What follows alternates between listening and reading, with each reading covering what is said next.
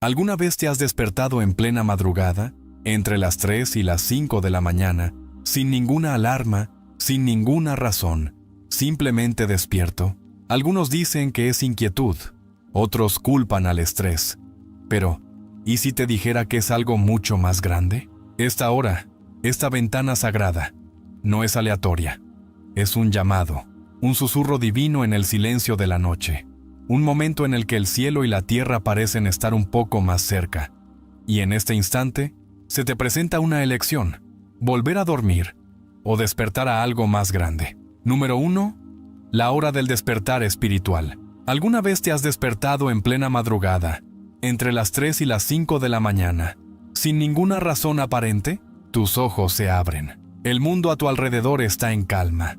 Una conciencia inexplicable se instala en tu espíritu. No fue el sonido de una alarma lo que te sacó del sueño. No hubo un ruido repentino que interrumpiera tu descanso. Y sin embargo, ahí estás, despierto en la oscuridad, sintiendo algo profundo, algo que se mueve dentro de ti. Algunos lo descartan como un accidente, una noche inquieta, una mente perturbada. Otros lo atribuyen al estrés, la ansiedad o un cerebro sobrecargado que sigue procesando el día.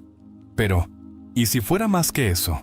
¿Y si despertarte a esta hora no fuera un accidente, sino una invitación? ¿Y si, en la quietud de la noche, estuviera siendo llamado? Hay algo sagrado en estas horas. Durante el día, la vida avanza rápido. Las distracciones están en todas partes. El ruido del mundo es incesante. Pero en el silencio de la madrugada, antes de que salga el sol y comiencen las exigencias del día, existe un momento. Un momento en el que el cielo y la tierra parecen más cercanos. Un instante en el que el tiempo mismo se siente diferente. Un espacio en el que el alma puede finalmente escuchar lo que tantas veces es ahogado por el bullicio. Durante siglos, la humanidad ha reconocido la importancia de esta hora. En las Escrituras, se menciona que fue durante las vigilias nocturnas cuando hombres y mujeres de fe clamaron en oración, buscando guía, respuestas y fortaleza. En la soledad de estos momentos, los profetas recibieron visiones, se revelaron verdades, y los corazones fueron movidos hacia un propósito mayor. Incluso hoy, en diversas culturas y tradiciones, este periodo es considerado la hora del despertar espiritual. Se dice que en este tiempo lo sobrenatural es más activo, la mente está más abierta y el alma es más receptiva a los susurros divinos. ¿Por qué tantas personas despiertan en este lapso? ¿Podría ser que algo dentro de ellos anhela ser escuchado? Cuando la mente se libera del ruido del día, finalmente tiene espacio para reflexionar. Las cargas que se llevan en las horas de luz se vuelven más claras en la oscuridad. Miedos, dudas, preguntas, todo lo reprimido comienza a salir a la superficie. Y en ese momento, en la quietud de la noche, tenemos una elección. La mayoría de las personas, cuando despiertan a esta hora, hacen una de dos cosas. 1. Luchan por volver a dormir. 2. Toman su teléfono y comienzan a desplazarse sin rumbo, llenando el silencio con distracciones. Pero, ¿y si en lugar de intentar escapar de este momento, lo abrazaras? ¿Qué pasaría si este despertar no fuera una interrupción, sino un regalo? Hay algo en esta hora que exige atención. Es el tiempo en el que los pensamientos son más claros, cuando el espíritu es más sensible.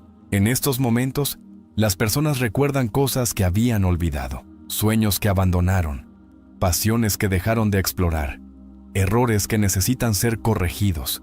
Es durante esta hora cuando llega la inspiración, cuando surgen ideas creativas, cuando las respuestas aparecen de la nada. La mente, libre de las distracciones del mundo, comienza a procesar lo que realmente importa. Pero más allá de los pensamientos y la reflexión, ocurre algo aún más profundo. El corazón habla de formas en que no lo hace durante el día.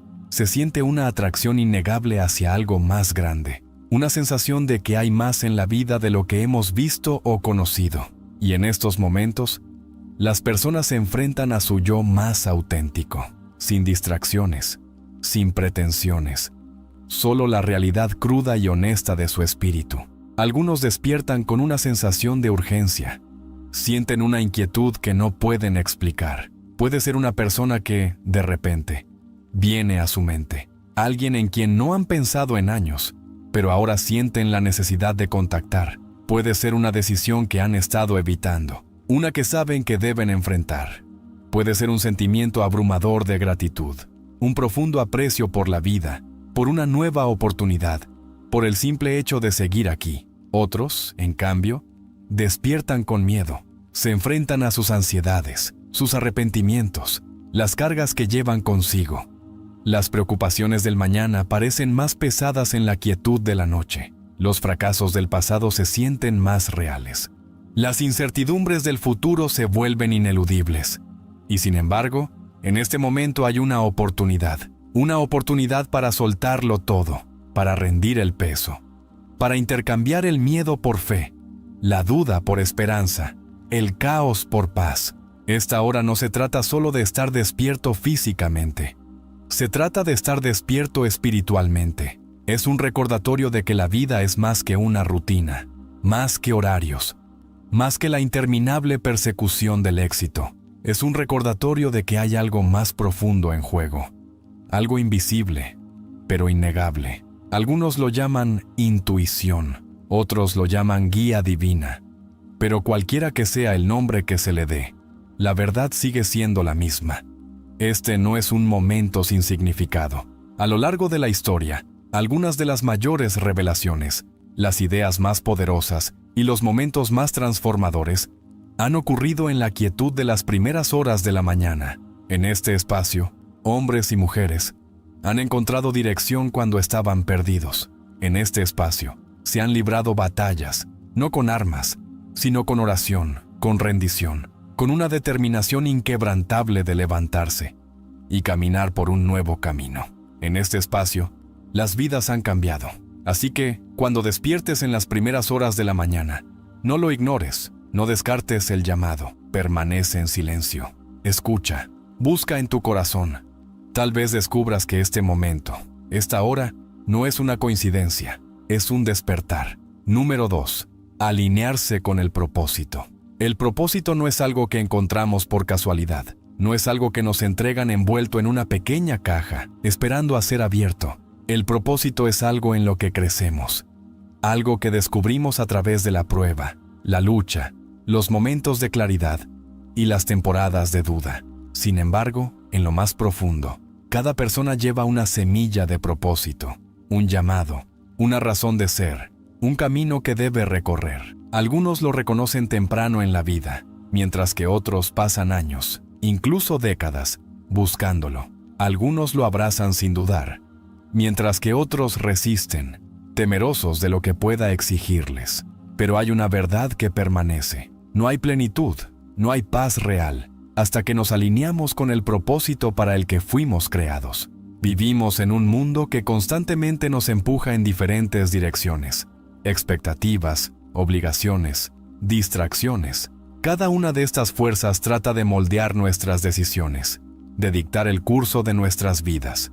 Desde pequeños nos dicen cómo debe verse el éxito, qué caminos debemos seguir, qué sueños son aceptables perseguir. Y así, muchas personas atraviesan la vida no en alineación con su verdadero propósito, sino con las expectativas de otros. Toman trabajos que no aman, viven vidas que no los llenan, persiguen cosas que los dejan vacíos, escalan peldaños solo para descubrir que estaban apoyados en la pared equivocada.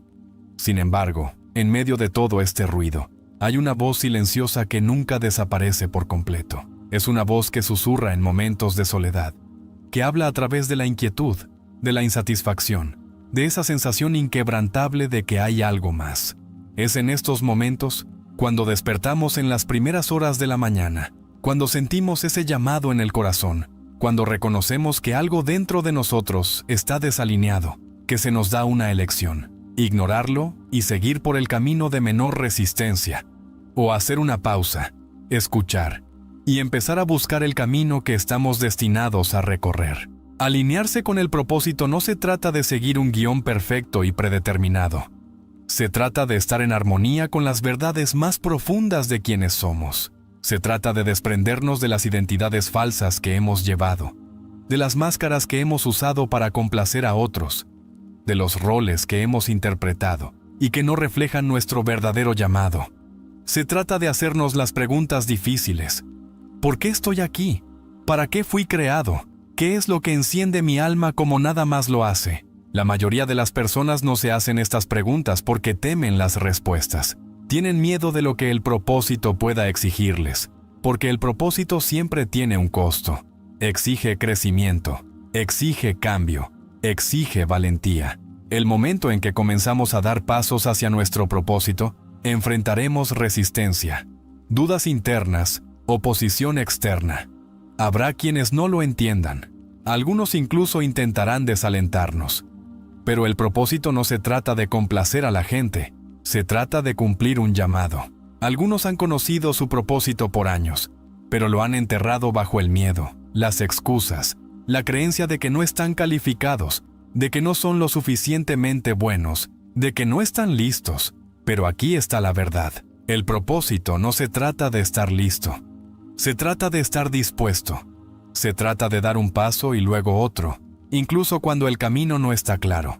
Se trata de confiar en que lo que ha sido puesto dentro de nosotros está ahí por una razón, que los dones que poseemos están destinados a ser utilizados, que los sueños que llevamos dentro fueron sembrados en nosotros con un propósito divino. El propósito no siempre se trata de grandes gestos o misiones que cambian el mundo. A veces, el propósito se encuentra en las pequeñas cosas, en los momentos silenciosos, en la manera en que nos presentamos para los demás, en el amor que damos, en las vidas que tocamos. El propósito es alineación, no solo con lo que hacemos, sino con lo que somos, con cómo vivimos, con lo que defendemos. Se trata de estar en armonía con el llamado más profundo dentro de nosotros.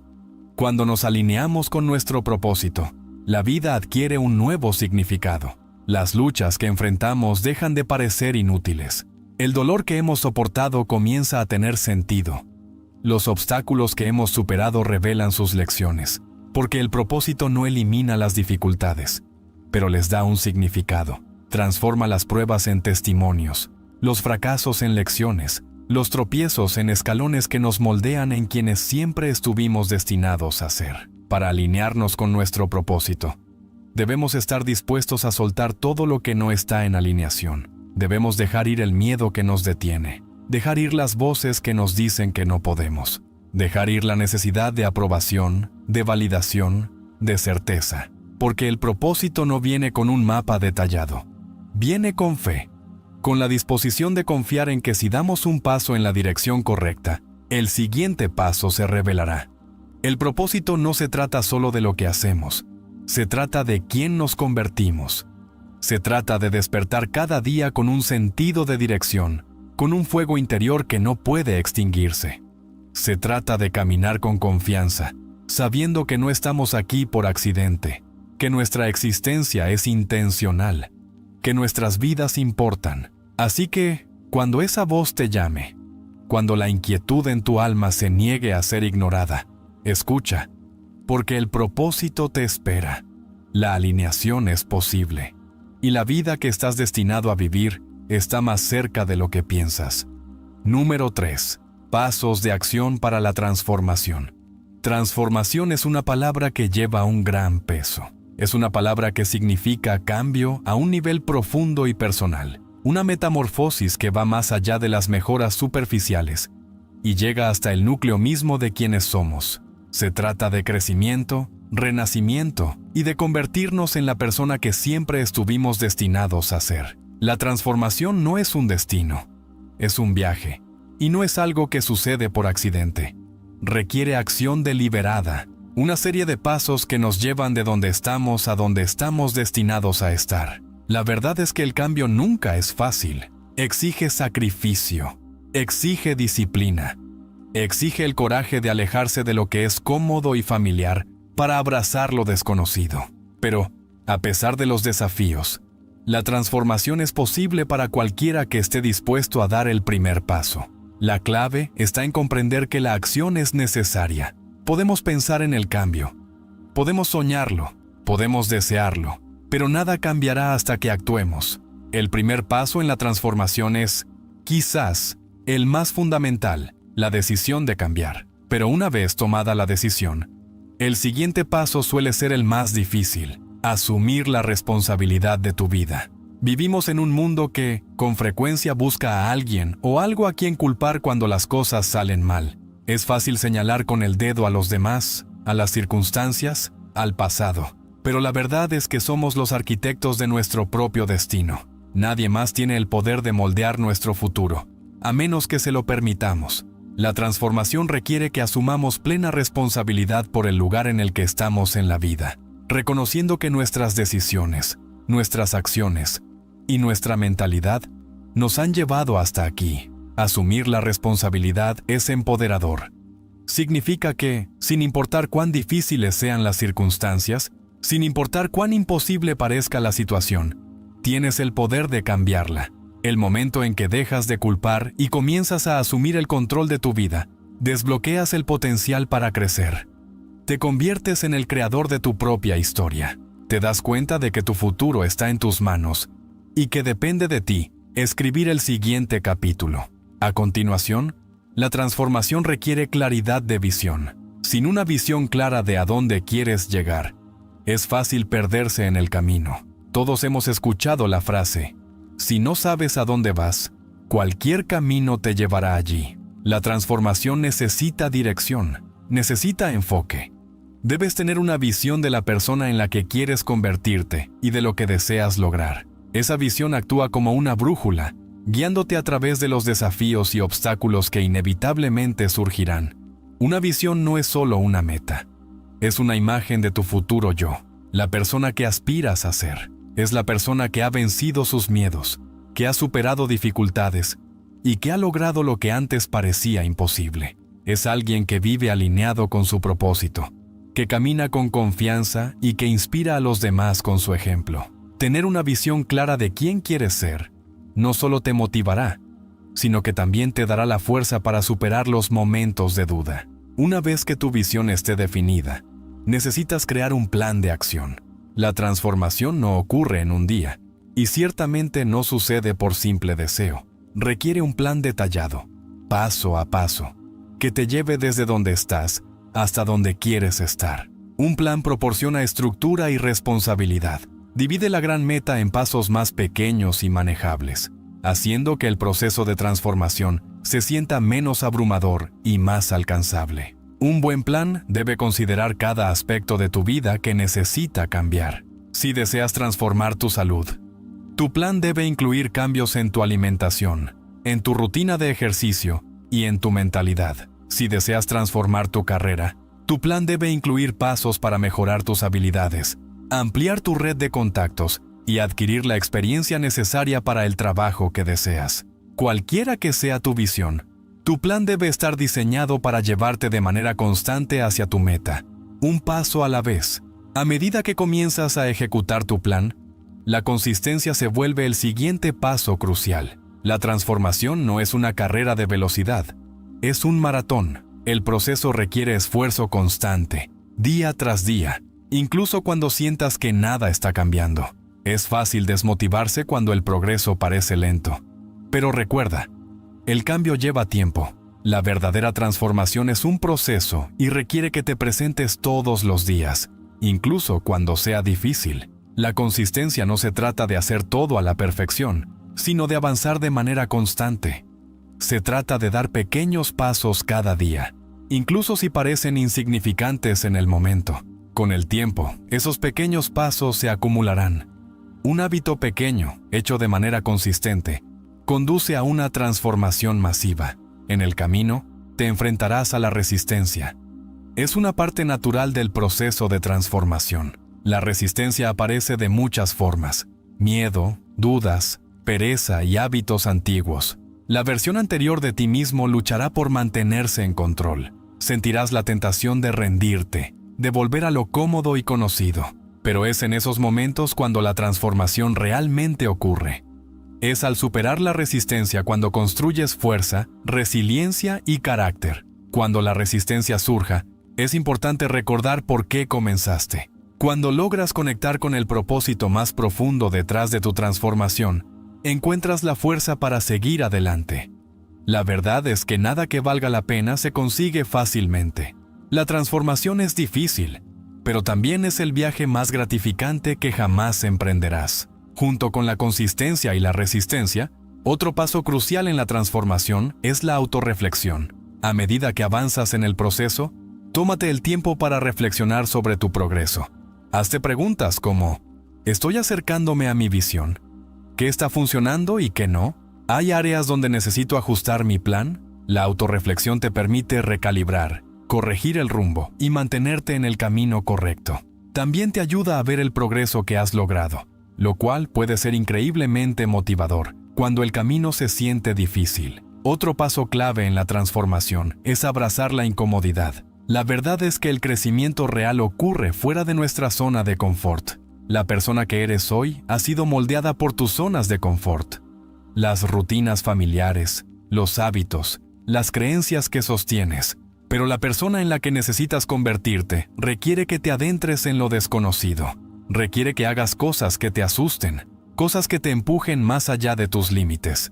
Abrazar la incomodidad significa que estás dispuesto a enfrentar tus miedos, a probar cosas nuevas y a seguir adelante, incluso cuando sea difícil. Aquí es donde realmente sucede la transformación. En los momentos en los que das un paso fuera de lo fácil, en los momentos en los que superas tus propios límites y descubres de lo que realmente eres capaz. Finalmente, la paciencia es esencial para la transformación. Demasiadas personas se rinden porque esperan que los resultados lleguen demasiado rápido.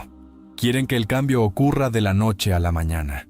Pero la transformación es un proceso que lleva tiempo. Es fácil frustrarse cuando el progreso no es tan rápido como quisieras. Pero recuerda, el cambio duradero toma tiempo en consolidarse. Confía en el proceso. Sigue tomando acción, incluso si los resultados no son inmediatos. Los pequeños pasos que tomas hoy darán grandes resultados mañana. La transformación es un proceso, un poderoso viaje de autodescubrimiento, crecimiento y cambio. No es fácil, pero vale la pena. Cada paso que das, cada desafío que enfrentas, te acerca a la persona que siempre estuviste destinado a ser. Y con cada paso, te das cuenta de que la transformación no se trataba solo de cambiar lo que haces. Se trataba de cambiar quién eres. La transformación no es un evento único. Es un viaje de por vida, construido sobre las acciones consistentes e intencionadas que tomamos cada día. Desde el momento en que decidimos que queremos cambiar, hasta el punto en el que asumimos plena responsabilidad por nuestra vida. Cada paso es vital en la construcción de lo que estamos destinados a ser. La claridad de visión y un plan bien pensado son la base sobre la que descansa la verdadera transformación. Pero sin acción, incluso los mejores planes siguen siendo solo eso, planes. Es a través del compromiso diario con esas acciones que experimentamos un verdadero crecimiento. Cada uno de nosotros tiene el potencial de crear un cambio duradero en nuestras vidas, pero se necesita más que simplemente desear o esperar algo mejor. Se requiere valentía para entrar en la incomodidad, disciplina para mantenerse en el camino y resiliencia para levantarse cuando caemos. El poder de la transformación está en nuestras manos, al tomar la decisión de cambiar, asumir la responsabilidad de nuestras circunstancias, clarificar nuestro propósito y avanzar con un plan concreto. Allanamos el camino hacia la transformación que buscamos. No se trata de perfección, se trata de progreso. Cada pequeña acción que tomamos en la dirección de nuestra visión nos acerca a la persona que siempre estuvimos destinados a ser. Y con cada paso, nos acercamos a una vida llena de realización, significado y propósito. Pero cuando no se les pone freno, comienzan a multiplicarse. Cada preocupación se construye sobre la anterior, volviéndose más fuerte, más ruidosa, más convincente. Antes de que pase mucho tiempo, la mente queda atrapada en un ciclo interminable de miedo, siempre anticipando lo peor, siempre esperando el desastre. Hay una razón por la que el miedo es una de las armas más poderosas en la guerra espiritual. No necesita fuerza física para quebrantar a una persona.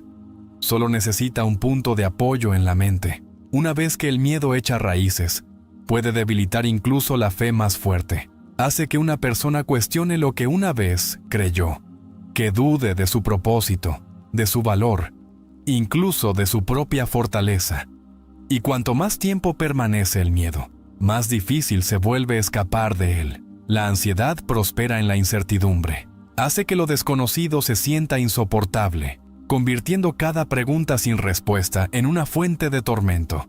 Engaña a la mente haciéndole creer que cada situación terminará en desastre, que cada paso hacia adelante es un riesgo demasiado grande para tomar. Reemplaza la confianza con duda, la paz con inquietud. Incluso cuando las cosas van bien, la ansiedad susurra: esto no durará. Incluso en momentos de alegría, el miedo acecha en el fondo, esperando una oportunidad para atacar. Pero el miedo no siempre es ruidoso. A veces actúa en silencio.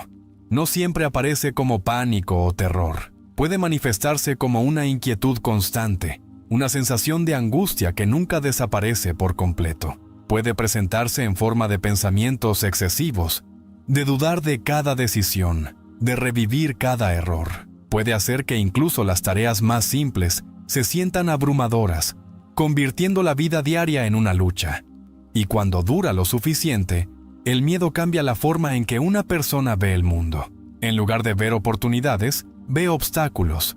En lugar de ver posibilidades, ve problemas. En lugar de avanzar, se queda inmóvil, temerosa de dar otro paso. La ansiedad aísla, hace que una persona se retraiga, evitando conversaciones, evitando a la gente, evitando cualquier cosa que pueda añadir más estrés. Le convence de que nadie la entiende, de que nadie más siente lo mismo.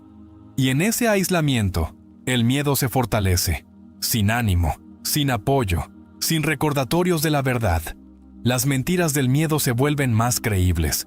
Se vuelve más fácil rendirse, más fácil aceptar una vida controlada por la ansiedad. La mente es un campo de batalla. Y el miedo es uno de los enemigos más implacables. No descansa, no se rinde. Busca cada debilidad, cada vulnerabilidad, cada puerta abierta. Deforma la realidad, magnifica los problemas y minimiza la fortaleza. Hace que los obstáculos parezcan imposibles de superar, incluso cuando la verdad es muy diferente. Y cuanto más poder se le da al miedo, más arrebata. No se detiene en un solo aspecto de la vida. Se extiende a todo, roba la alegría, limita el potencial y crea una vida llena de vacilación en lugar de valentía. Cuando el miedo toma control, se vuelve difícil concentrarse en cualquier otra cosa. La mente se llena de los peores escenarios, incapaz de encontrar descanso. Incluso en momentos de tranquilidad, los pensamientos persisten, negándose a soltar. No hay paz, no hay calma, solo una abrumadora sensación de angustia. El futuro se siente incierto. El presente se siente inestable y el pasado parece una serie de errores que solo conducen a más problemas. El miedo cambia la percepción, haciendo que todo parezca más oscuro de lo que realmente es. Incluso la esperanza comienza a parecer distante, como si perteneciera a alguien más, pero no a ti. Esto no es solo una lucha emocional, es un ataque espiritual. El miedo está diseñado para debilitar, para distraer, para desviar la atención de lo que realmente importa. No es solo un sentimiento, es una fuerza que trabaja en contra de la fe, en contra de la confianza, en contra del propósito. Y si no se enfrenta, solo crecerá más fuerte. La mente es un instrumento poderoso. Moldea la manera en que una persona ve el mundo, cómo responde a los desafíos e incluso cómo se percibe a sí misma. Pero cuando los pensamientos negativos y autodestructivos echan raíces, ese poder se vuelve en su contra. Lo que una vez fue un lugar de confianza y claridad, se convierte en un campo de batalla de duda, inseguridad y crítica interna implacable. Estos pensamientos no aparecen de la noche a la mañana. Comienzan como susurros silenciosos en el fondo de la mente, apenas perceptibles al principio. Un pensamiento pasajero de insuficiencia, un momento de comparación, una breve sensación de fracaso, y luego crecen, se repiten, se fortalecen, se convierten en la voz dominante en la mente, ahogando la verdad y reemplazándola con mentiras. Los pensamientos negativos a menudo se disfrazan de lógica. Suenan razonables, incluso convincentes. Dicen: nunca serás lo suficientemente bueno, siempre tomas las decisiones equivocadas, Eres demasiado débil para cambiar. Se presentan como realidad, pero están lejos de serlo. No reflejan la verdad, reflejan miedo, inseguridad y una perspectiva distorsionada. Y sin embargo, como estos pensamientos provienen de dentro, es fácil creerlos. Es más fácil dudar de uno mismo que enfrentarse a una fuerza invisible. Es más fácil aceptar la derrota que luchar contra un enemigo que no se puede ver. Los pensamientos autodestructivos van más allá de la simple negatividad. No se trata solo de sentirse desanimado o incierto. Atacan la identidad, el valor y el propósito. Le dicen a una persona que es un fracaso, que su pasado la define, que no es digna de amor o éxito. Reproducen cada error. Magnifican cada defecto y borran cada logro. Convencen a una persona de que está atrapada, de que el cambio es imposible, de que no importa lo que haga, nunca será libre. Estos pensamientos no necesitan ser fuertes para ser poderosos. Incluso en silencio, hacen su trabajo, moldeando la forma en que una persona se ve a sí misma y al mundo que la rodea. La comparación alimenta estos pensamientos, haciéndolos aún más peligrosos. Mirar a otros que parecen tenerlo todo bajo control, que parecen exitosos, felices y seguros de sí mismos, solo profundiza la sensación de insuficiencia. La mente empieza a decir, ¿por qué no puedes ser como ellos? ¿Qué te pasa? Crea una realidad falsa en la que todos los demás prosperan mientras el fracaso se convierte en una identidad personal. El arrepentimiento y la culpa también juegan un papel importante. La mente se aferra a los fracasos del pasado, repitiéndolos como un disco rayado. Cada decisión equivocada, cada oportunidad perdida, cada recuerdo doloroso resurge, recordándole a la persona sus defectos. Le dice que está más allá de la redención, más allá de la ayuda, más allá de una segunda oportunidad. Susurra, si tan solo hubieras hecho las cosas de otra manera, si tan solo fueras más fuerte, más inteligente, mejor. Y cuanto más tiempo permanecen estos pensamientos, más profundamente se arraigan. No solo afectan las emociones, comienzan a moldear las acciones, las elecciones y los comportamientos. Cuando una persona cree estas mentiras el tiempo suficiente, comienza a actuar en consecuencia. Deja de intentarlo, deja de esperar. Se conforma con patrones de autosabotaje, convencida de que el éxito no está destinado para ella. El miedo al fracaso la detiene. El miedo al rechazo la aleja de las relaciones. El miedo a la decepción la impide soñar. Este es un ciclo peligroso, pero no es un destino inalterable. Es una batalla que se puede enfrentar. Es un enemigo que se puede derrotar, pero ahora algo ha cambiado.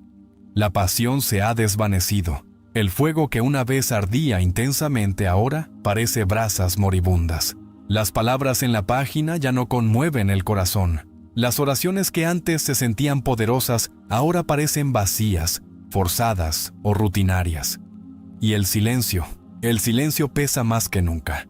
No sucede de repente. La pérdida de pasión por la oración y la escritura no es como un interruptor que se apaga de la noche a la mañana. Sucede gradualmente, casi sin ser notado. Un día se deja de leer la Biblia porque la vida parece ocupada. Al día siguiente, la oración se acorta porque el cansancio se impone.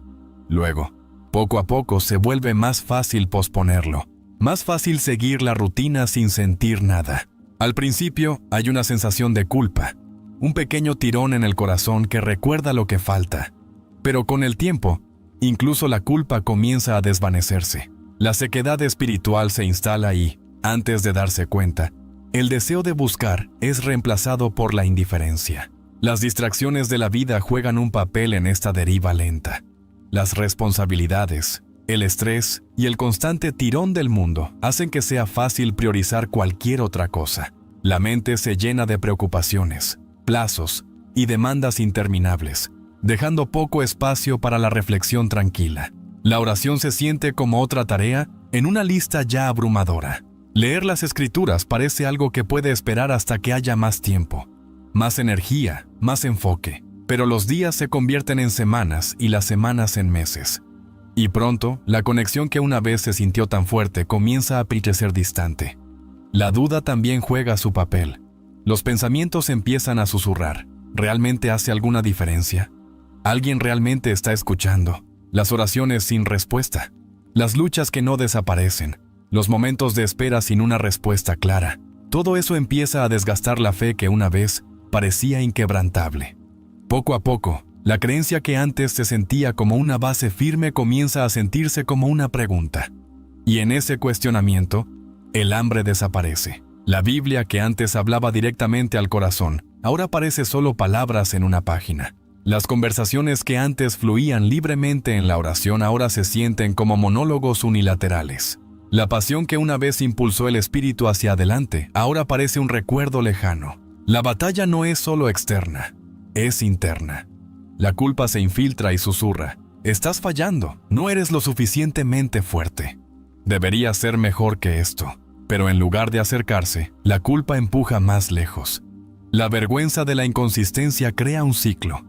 Cuanto más tiempo se descuida la oración, más difícil se vuelve regresar. Cuanto más tiempo la Biblia permanece cerrada, más intimidante parece volver a abrirla. Y así, en lugar de enfrentar el vacío, se vuelve más fácil evitarlo, distraerse, enfocarse en otras cosas y esperar que el fuego se reavive por sí solo. El agotamiento emocional también pasa factura. Cuando el corazón se siente cansado, cuando la vida se vuelve abrumadora, cuando las luchas persisten sin alivio, se vuelve más difícil comprometerse espiritualmente. La energía para orar se desvanece. El esfuerzo de buscar la verdad parece demasiado grande. Hay una frustración silenciosa, un cuestionamiento interno sobre por qué la fe se siente distante.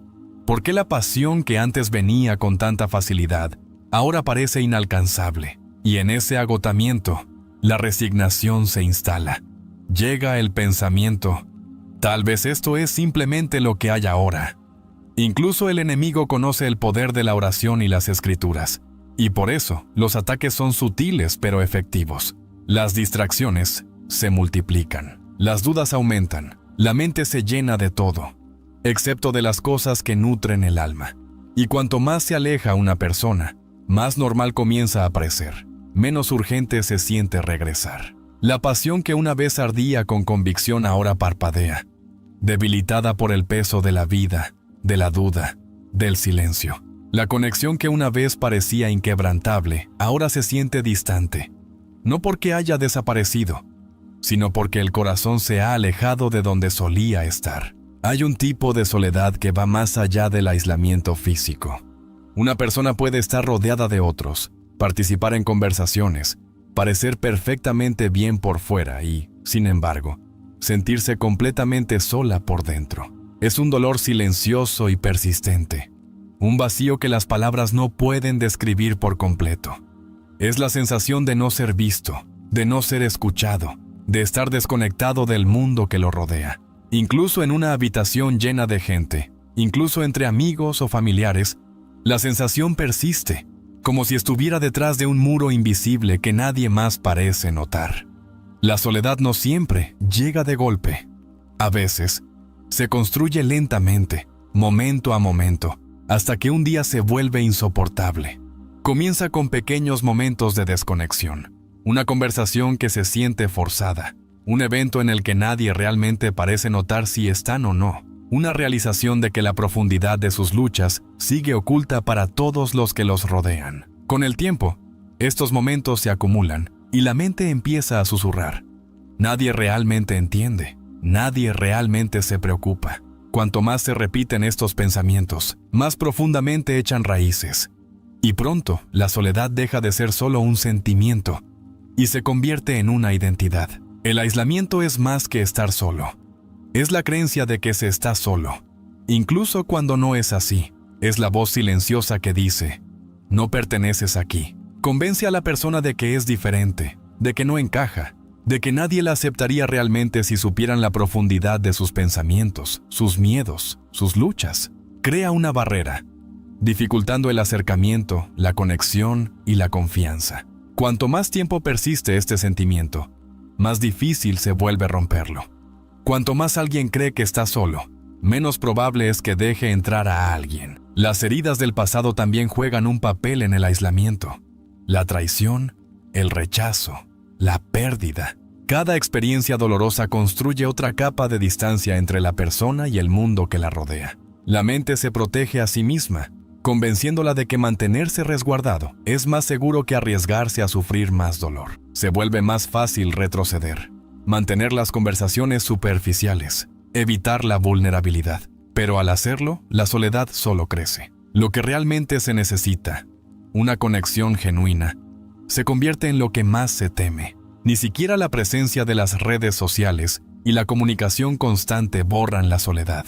De hecho, a menudo la agravan. Desplazarse por imágenes de otros riendo, celebrando, logrando cosas crea la ilusión de que todos los demás están conectados, mientras uno permanece al margen, observando desde afuera. Refuerza la mentira de que es el único que lucha, el único que se siente así. Pero la verdad es que la soledad es mucho más común de lo que parece. Muchos llevan el mismo dolor oculto, el mismo anhelo silencioso de una conexión más profunda, pero pocos hablan de ello. La soledad afecta no solo la mente, sino también el corazón y el cuerpo. Drena la energía, haciendo que incluso las tareas simples se sientan agotadoras. Roba la alegría de los momentos que deberían ser significativos. Crea una pesadez que persiste durante el día, haciendo que todo parezca opaco, distante, vacío. Y por la noche, cuando el mundo está en silencio, el peso de la soledad se vuelve aún más fuerte. Los pensamientos se intensifican, el silencio se siente más denso, y la pregunta resuena una vez más. ¿Alguien realmente me ve? Existe un peligro en el aislamiento prolongado. Cuanto más desconectado se siente alguien, más se aleja. Cuanto más se aleja, más profunda se vuelve la soledad. Se convierte en un ciclo que se alimenta a sí mismo, alejándolo de las relaciones, de la esperanza, de la posibilidad de cambio. Y con el tiempo se vuelve más difícil creer que las cosas podrían ser diferentes. Se vuelve más fácil aceptar la soledad como un estado permanente en lugar de algo que puede superarse. Pero por más que se intente ocultar, el sentimiento permanece. El corazón sabe cuando algo falta. El alma reconoce cuando anhela algo más. Y ninguna interacción superficial puede reemplazar la necesidad de una conexión verdadera. El peso de la soledad puede ser aplastante. Puede hacer que una persona sienta que se desvanece en el fondo, como si su voz ya no importara, como si poco a poco estuviera desapareciendo del mundo que la rodea. Puede crear una sensación de desesperanza, la creencia de que nada cambiará. Puede robar la alegría, el propósito y hasta el deseo mismo de seguir adelante. Y si no se desafía, puede consumirlo todo, dejando solo un abrumador vacío donde antes habitaba la esperanza. La mente no está hecha para vivir en un estado constante de ruido. No fue creada para ser jalada en 1000 direcciones, abrumada por interminables distracciones, consumida por el incesante flujo de información. Sin embargo, eso es precisamente lo que está ocurriendo. La capacidad de concentrarse, de pensar profundamente, de descansar mentalmente, ha sido reemplazada por un ciclo de sobreestimulación, haciendo que cada vez sea más difícil encontrar claridad. Los pensamientos parecen dispersos. La atención se siente frágil y sin importar cuánto esfuerzo se haga, el verdadero descanso parece siempre estar fuera de alcance. Todo comienza con cosas pequeñas. Un teléfono vibrando con notificaciones, un correo electrónico que exige atención inmediata, una agenda repleta de compromisos, responsabilidades y expectativas. Es un mundo lleno de distracciones. Y la mente, ya agotada, lucha por mantenerse al día. El resultado es un estado constante de fatiga mental, una sensación de agotamiento que ningún descanso parece aliviar. No es solo cansancio físico, es algo más profundo. Es ese tipo de agotamiento que hace que incluso las decisiones más simples parezcan abrumadoras.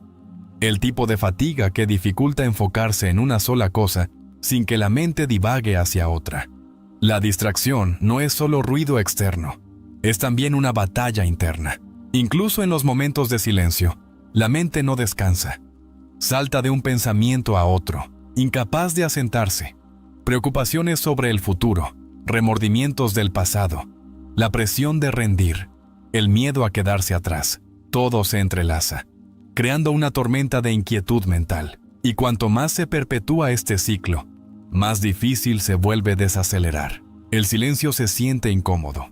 La quietud parece antinatural. La mente anhela movimiento, pero al mismo tiempo desea paz. Este estado constante de distracción no es inofensivo. debilita la concentración, hace que sea difícil comprometerse plenamente con algo. Las conversaciones se vuelven superficiales porque la mente está en otra parte. Las tareas tardan más en completarse porque la atención sigue desviándose. Incluso los momentos de alegría se sienten lejanos, como si fueran experimentados a través de una niebla. La capacidad de estar presente, de absorber verdaderamente el momento, se va desvaneciendo, reemplazada por una inquietud incesante que empuja a seguir adelante sin detenerse. El cansancio mental se instala, drenando energía, motivación y claridad. Las tareas más simples se vuelven abrumadoras. La productividad cae, no por falta de esfuerzo, sino porque la mente está sobrecargada. La creatividad sufre. La inspiración parece bloqueada. Se vuelve más difícil pensar con profundidad, procesar emociones, tomar decisiones sabias. Todo empieza a sentirse como demasiado, y aún así, nada parece suficiente. El mundo digital desempeña un papel importante en este agotamiento. Cada día, la mente es bombardeada con más información de la que jamás estuvo destinada a procesar. Redes sociales, noticias, anuncios, notificaciones interminables, cada una de ellas robando atención de lo que realmente importa. El cerebro cambia constantemente de marcha, saltando de un pensamiento a otro, sin nunca recibir la oportunidad de descansar.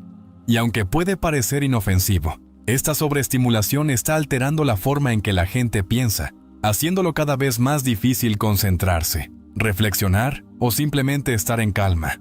Incluso en los momentos destinados al descanso, la mente sigue inquieta. El sueño se ve afectado. Aun después de horas en la cama, el cerebro sigue agotado.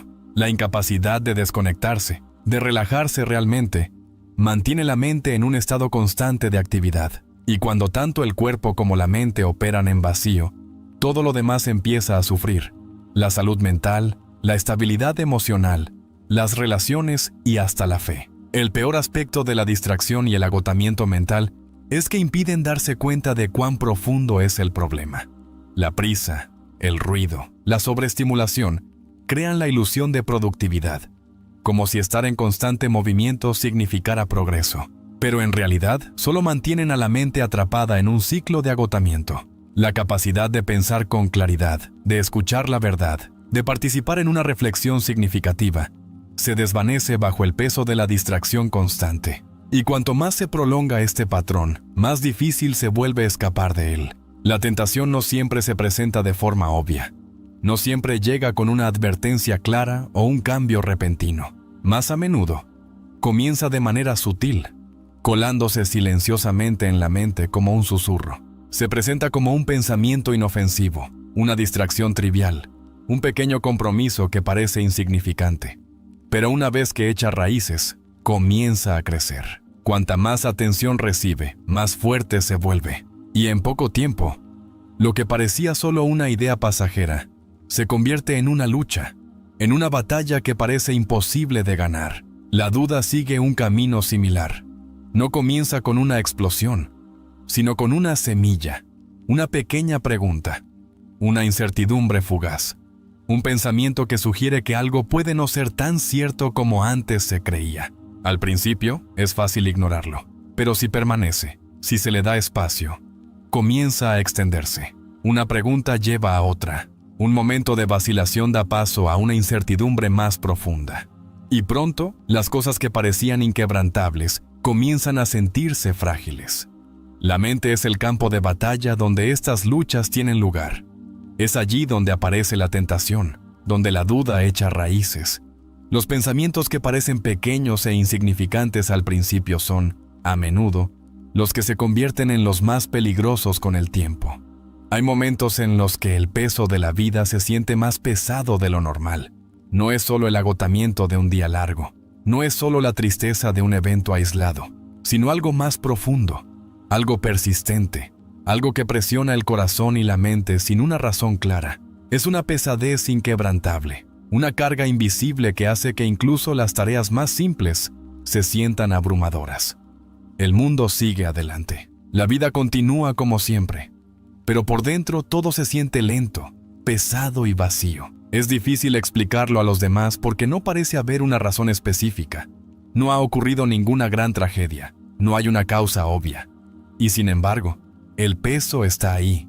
Drena la energía, apaga las emociones, convierte los momentos de alegría en obligaciones y las tareas más sencillas en desafíos.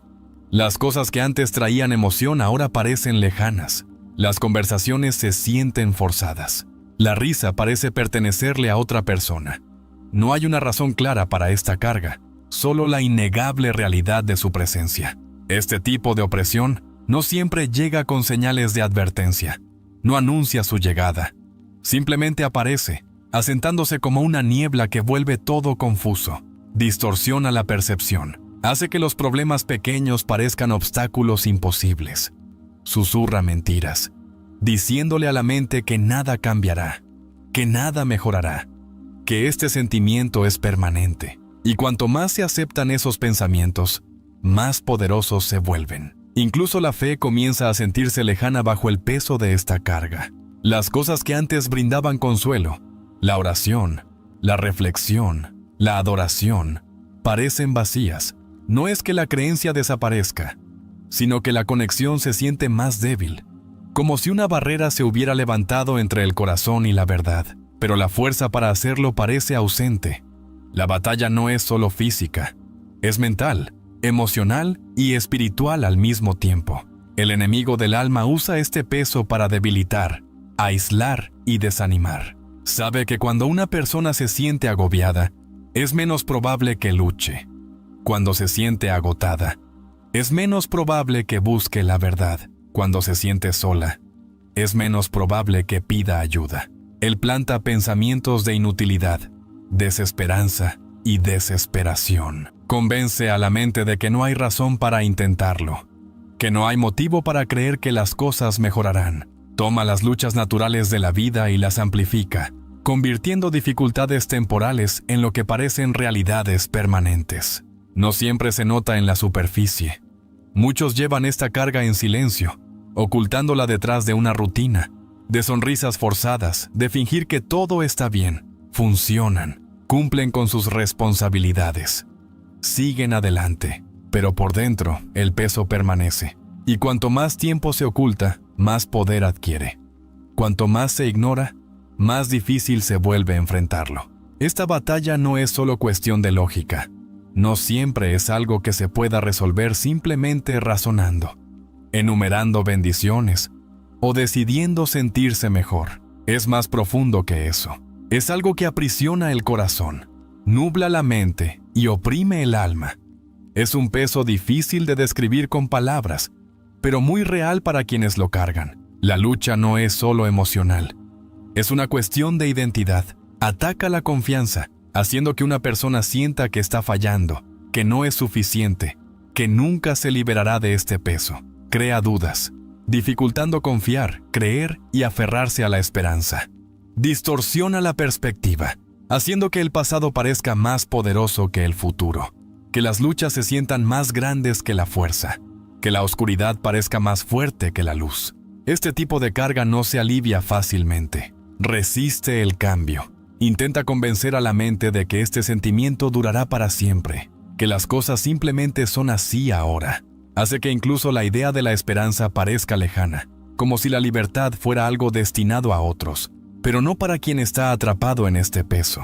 Y cuanto más tiempo permanece esta creencia, más difícil se vuelve romper con ella. La batalla por la mente no es algo que deba tomarse a la ligera.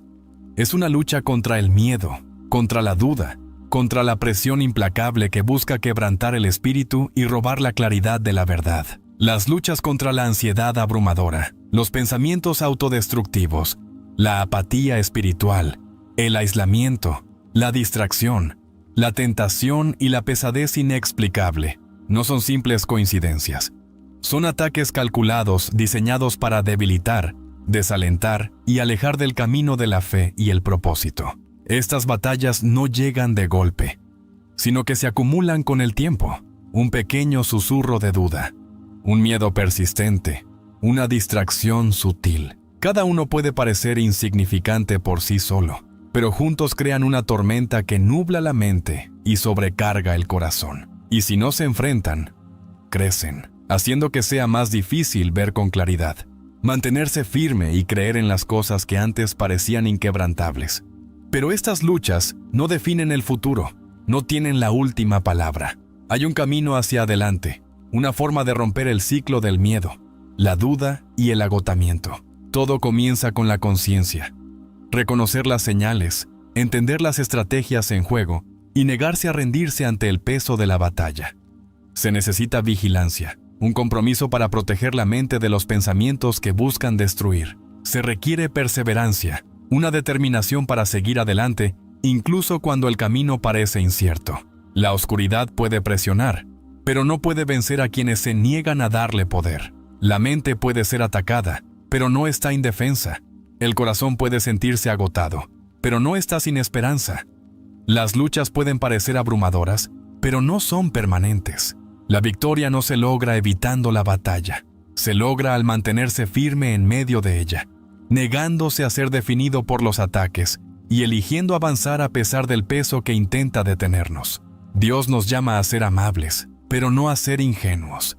La Biblia deja claro que la bondad no es solo una sugerencia, sino un mandamiento.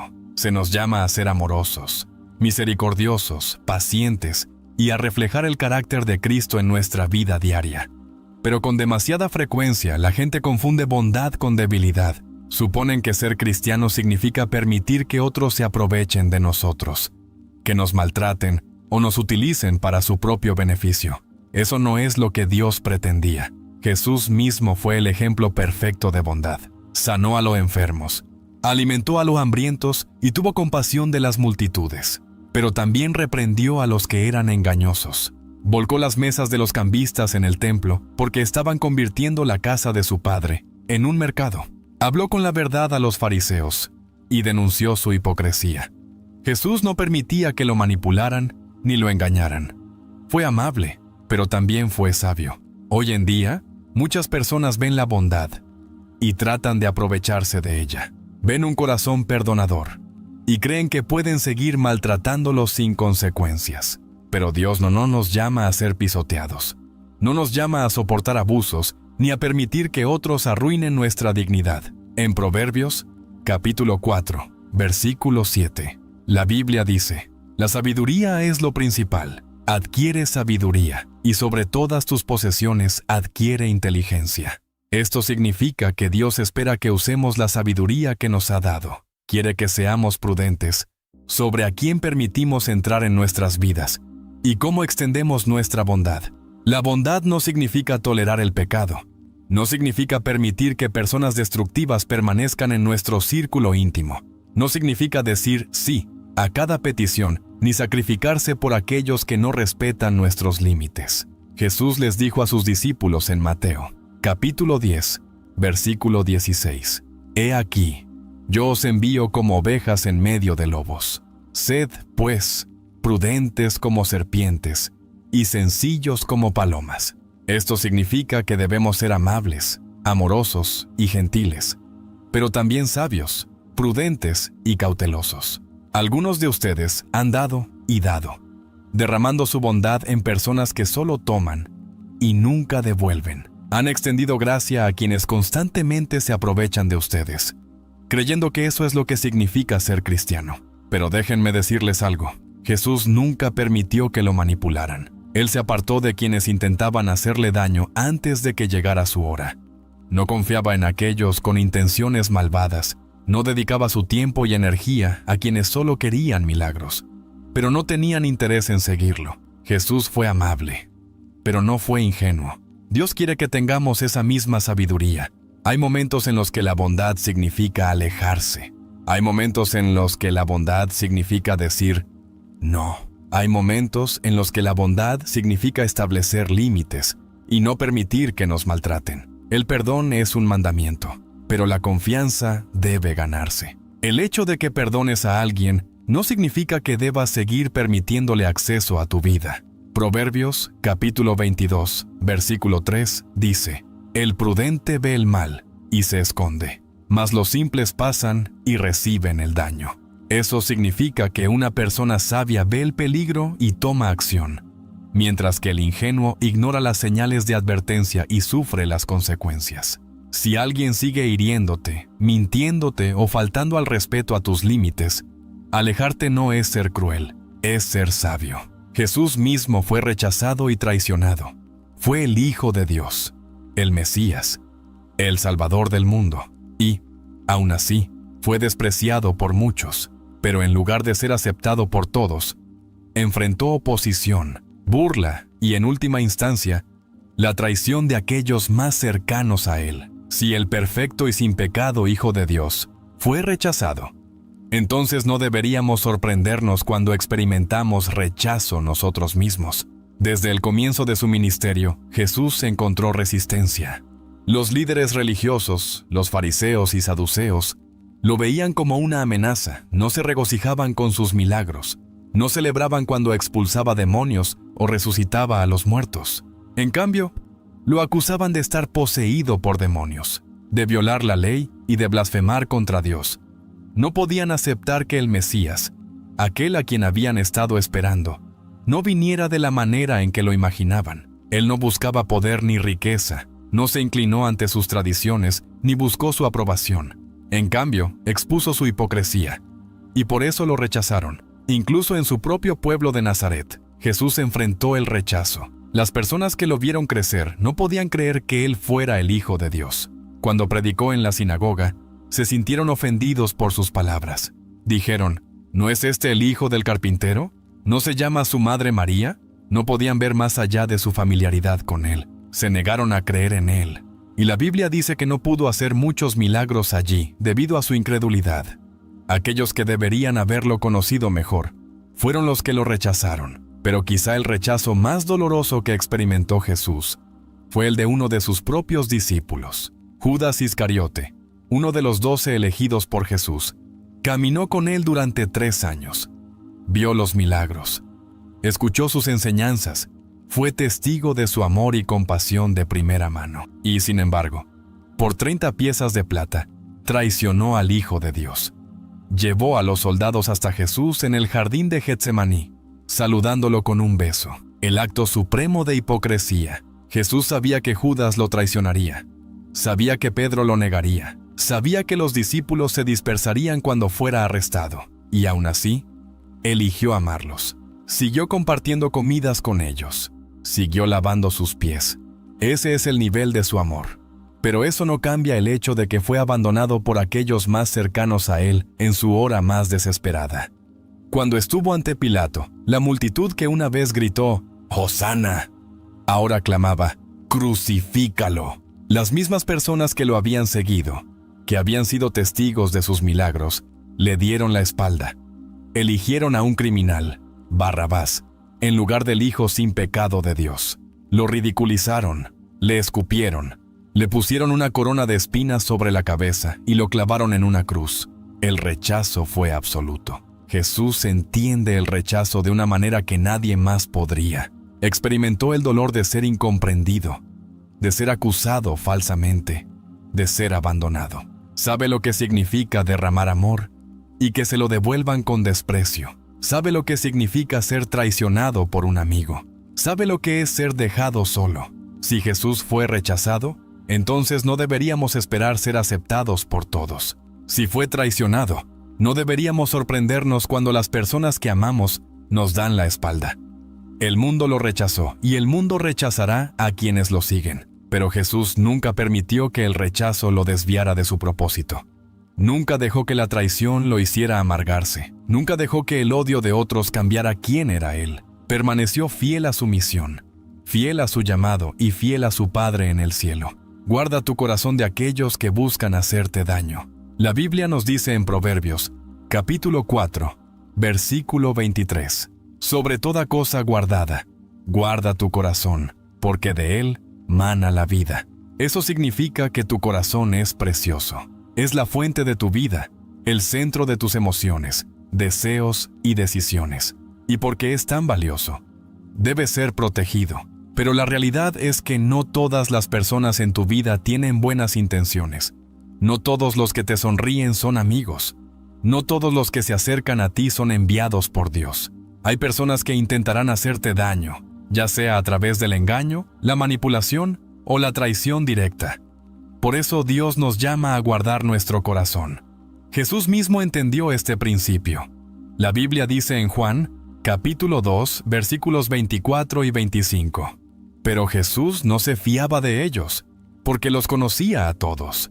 No necesitaba que nadie le dijera nada acerca de la naturaleza humana, pues él sabía lo que había en el corazón de cada persona. Jesús amó a todos, pero no confió en todos.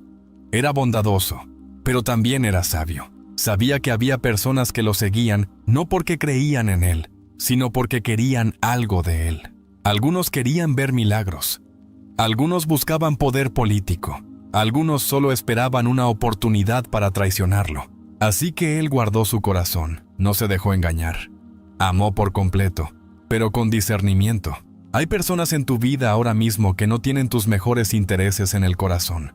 Pueden fingir estar a tu favor, pero en realidad están en tu contra. Algunos están celosos de lo que Dios está haciendo en tu vida. Algunos quieren mantenerte atrapado en el pecado o en ciclos tóxicos. Algunos simplemente quieren usarte por lo que puedes ofrecerles.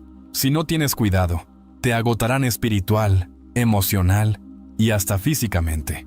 Por eso Dios nos advierte que seamos vigilantes, que usemos sabiduría y que seamos discernidos sobre a quién permitimos entrar en nuestras vidas.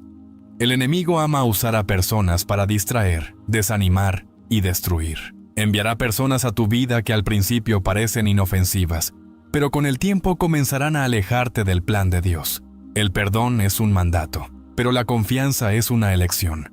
Algunas personas creen que, porque estamos llamados a amar y perdonar, debemos permitir que todos tengan acceso a nuestras vidas. Pero incluso Jesús puso límites. No corrió tras aquellos que se alejaron. No intentó convencer a Judas de que no lo traicionara.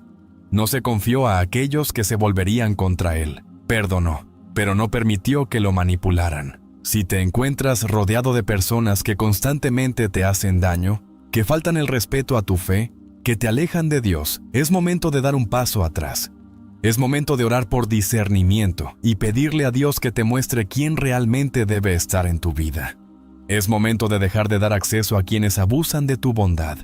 Es momento de guardar tu corazón. Pero la bondad que proviene de Dios no es ciega, no es tonta, no ignora las señales de advertencia ni excusa el mal comportamiento. La verdadera bondad ve la realidad de una situación y actúa en consecuencia. No significa dar a aquellos que solo buscan explotar.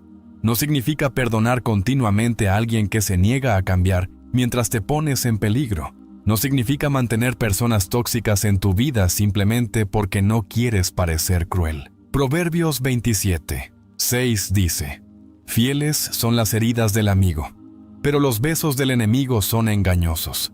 Esto significa que la verdadera bondad a veces requiere conversaciones difíciles. Significa decir la verdad incluso cuando es difícil. Una persona que te halaga mientras te lleva a la destrucción no es verdaderamente bondadosa. Una persona que miente para que te sientas bien en el momento no está mostrando amor. Pero una persona que dice la verdad con cuidado, incluso cuando duele, está actuando con verdadera bondad. Jesús no dudó en reprender a Pedro cuando habló fuera de lugar. No dudó en señalar la hipocresía cuando la vio. No dudó en corregir a aquellos que no comprendían la naturaleza de Dios. Pero todo lo que hizo, lo hizo con amor. Sus palabras, incluso cuando eran firmes, estaban llenas de la sabiduría de Dios. Su bondad nunca habilitó el pecado. Su misericordia nunca excusó el mal comportamiento. Su paciencia nunca fue una licencia para que la gente siguiera en rebelión. Algunas personas se aprovecharán de aquellos con corazones bondadosos. Verán la generosidad como una oportunidad para la manipulación. Confundirán la suavidad con debilidad. Es por eso que la bondad debe ir acompañada de discernimiento. Proverbios 4:7 dice: La sabiduría es la principal cosa.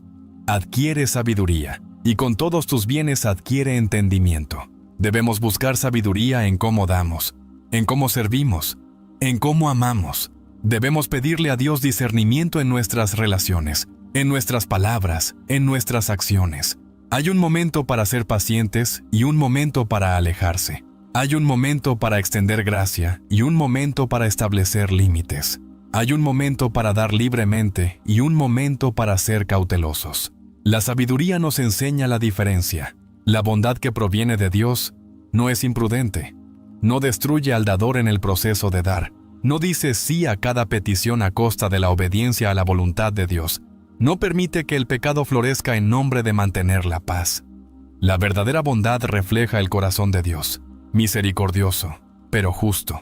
Amoroso, pero firme. Paciente, pero sabio. El juicio de Dios le pertenece a Él, no a nosotros.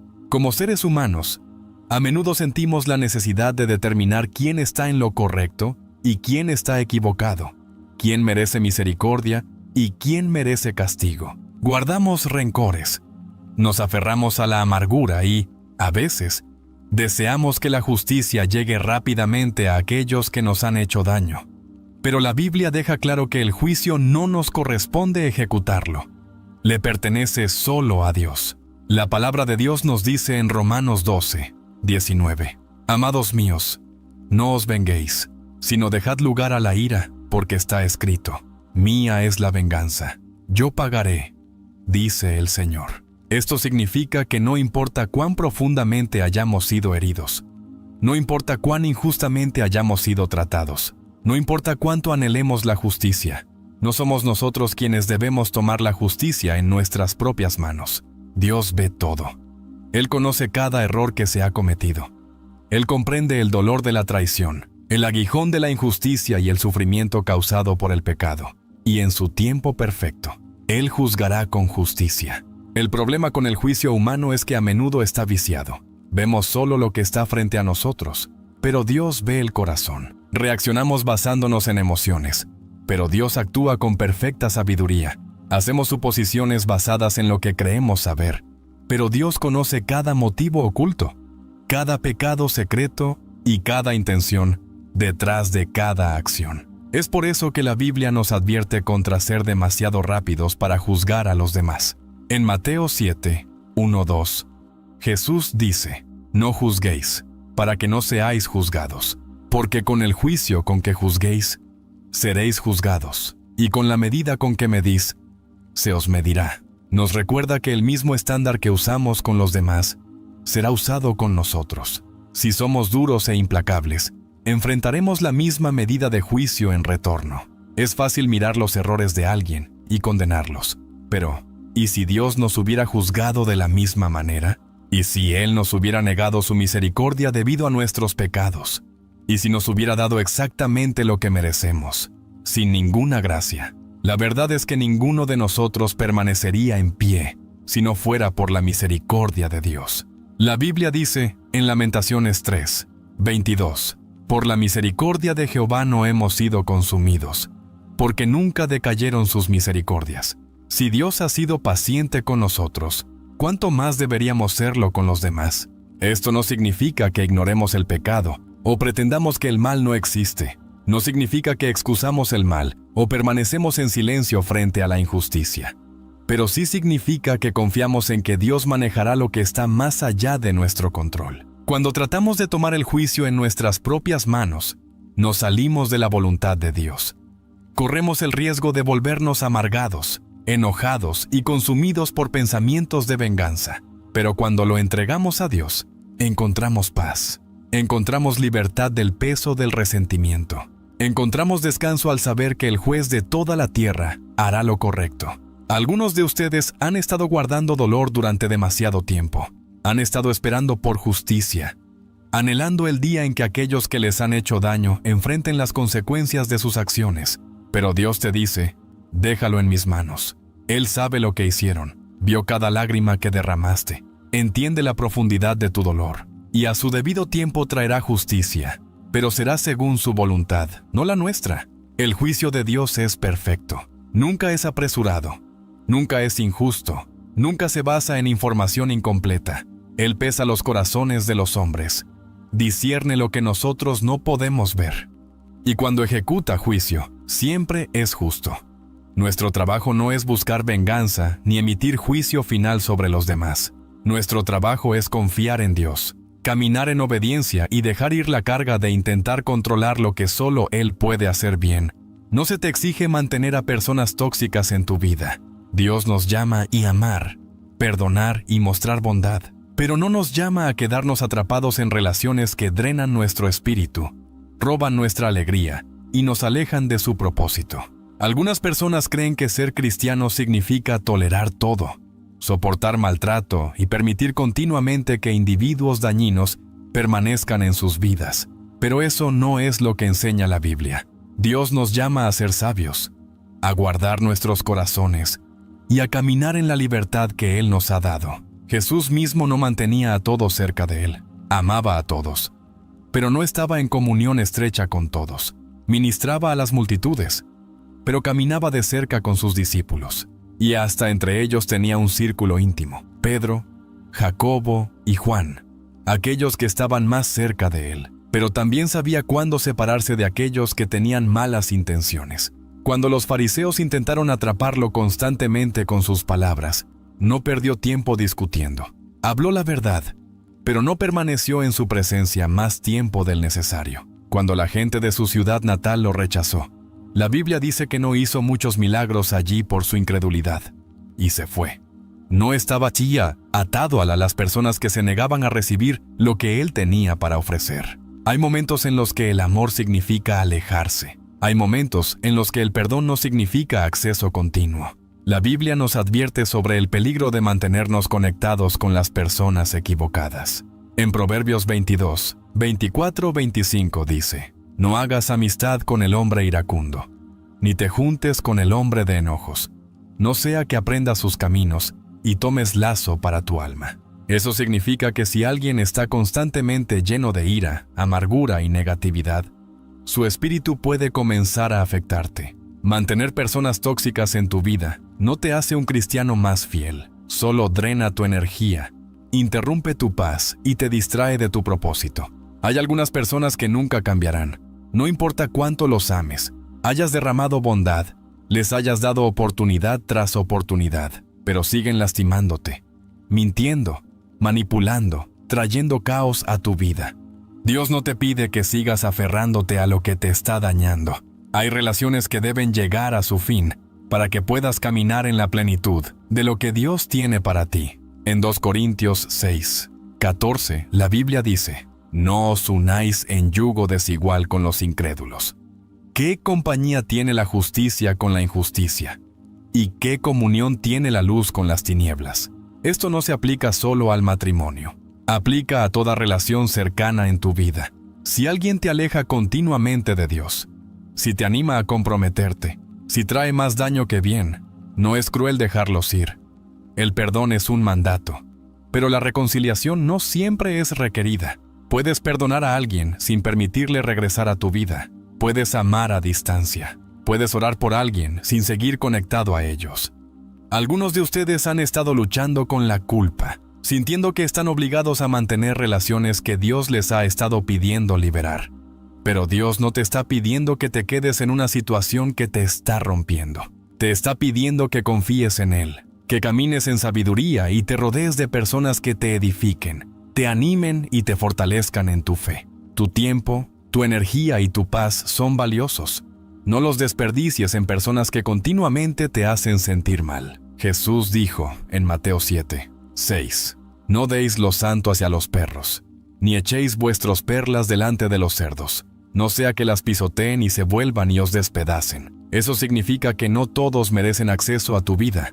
No todos apreciarán lo que Dios ha puesto dentro de ti. Y no es tu responsabilidad seguir dando a aquellos que solo buscan recibir. Dios tiene cosas mayores preparadas para ti, pero a veces tienes que soltar lo que te está deteniendo antes de poder recibir lo que Él ha preparado.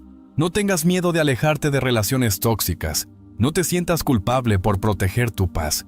No fuiste creado para cargar con el peso de mantener personas en tu vida que se niegan a cambiar. Suelta, confía en Dios y avanza hacia la libertad que Él tiene para ti. Extiende gracia, pero no seas un felpudo. Dios nos llama a ser amables, a amar a los demás y a mostrar misericordia, pero no nos llama a ser usados, manipulados o aprovechados. Hay una diferencia entre extender gracia y permitir que te pisen. Hay una diferencia entre perdonar y tolerar el maltrato. La gracia no se trata de dejar que las personas te lastimen continuamente. Se trata de mostrar el amor de Cristo mientras también caminas en sabiduría. Jesús mismo estuvo lleno de gracia. Sanó a los enfermos, recibió a los pecadores y perdonó a los que se arrepintieron. Pero no fue pasivo. No permitió que la gente lo controlara, lo usara o aprovechara su bondad. Cuando los fariseos intentaron atraparlo con sus palabras, no se quedó callado. Respondió con sabiduría. Cuando vio corrupción en el templo, volcó las mesas de los cambistas y los echó, diciendo: «Mi casa será llamada casa de oración, pero ustedes la han hecho una cueva de ladrones».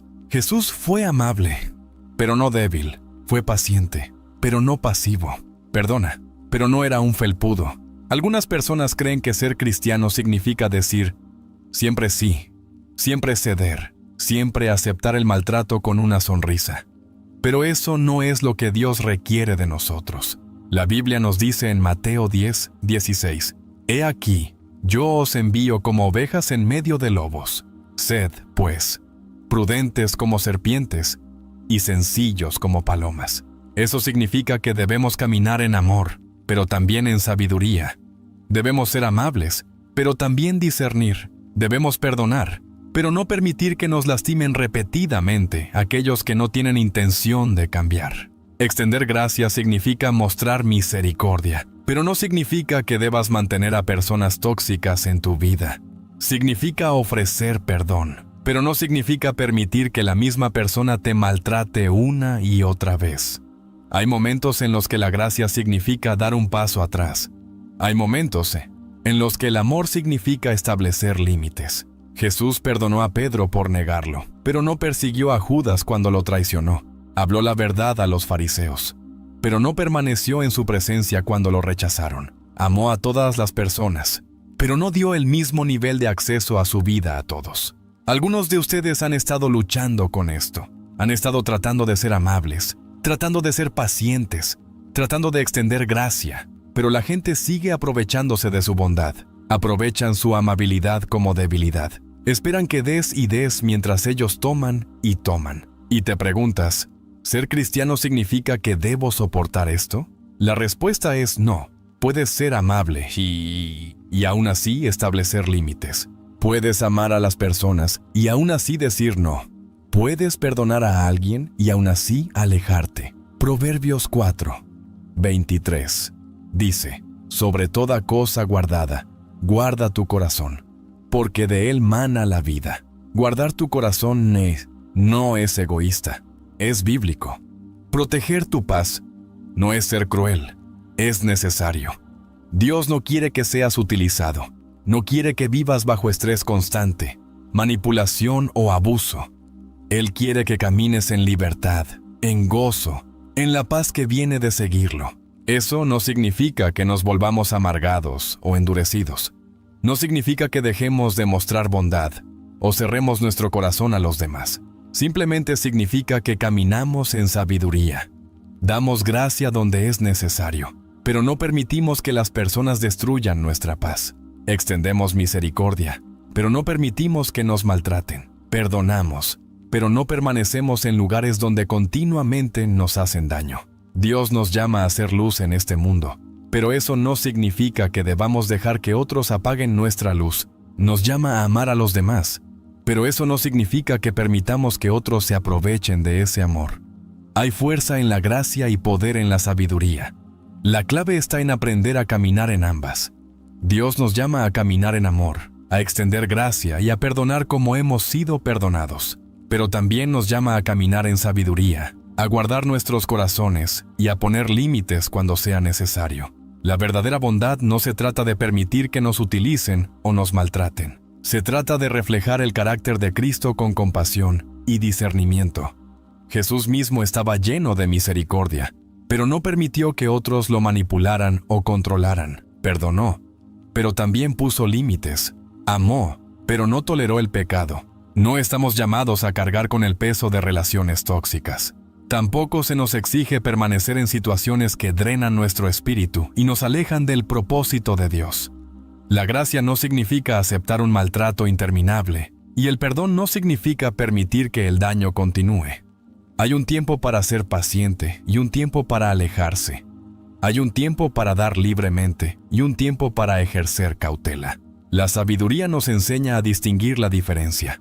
El juicio de Dios le pertenece solo a Él, y no somos responsables de cambiar a quienes se niegan a cambiar. Nuestro papel es confiar en Él, extender gracia sin comprometer nuestro bienestar y rodearnos de personas que fortalezcan nuestra fe, en lugar de debilitarla. Cuando caminamos en gracia y sabiduría, reflejamos el corazón de Dios, misericordioso, pero justo, amoroso, pero firme, paciente, pero discernidor. Siguiendo su ejemplo, podemos vivir en la plenitud de la paz, la libertad y el propósito que Él tiene para nosotros.